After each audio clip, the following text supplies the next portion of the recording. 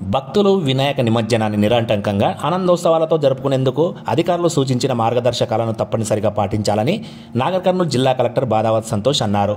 నాగర్ కర్నూలు జిల్లా పట్టణ శివారులోని నాగనూలు చెరువు వద్ద గణేష్ విగ్రహాల నిమజ్జనం కోసం జరుగుతున్న ఏర్పాట్లను పరిశీలించారు. భక్తులకు ఎలాంటి ఇబ్బందులు కలగకుండా తగిన చర్యలు తీసుకుంటున్నట్లు జిల్లా కలెక్టర్ తెలిపారు.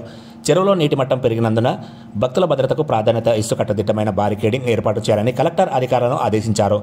నిమజ్జనం కోసం క్రెయిన్లో లైటింగ్, శానిటేషన్, తాగునీరు, వైద్య సదుపాయాలు, టాయిలెట్లు వంటి అన్ని అవసరమైన ఏర్పాట్లు చేస్తున్నారు.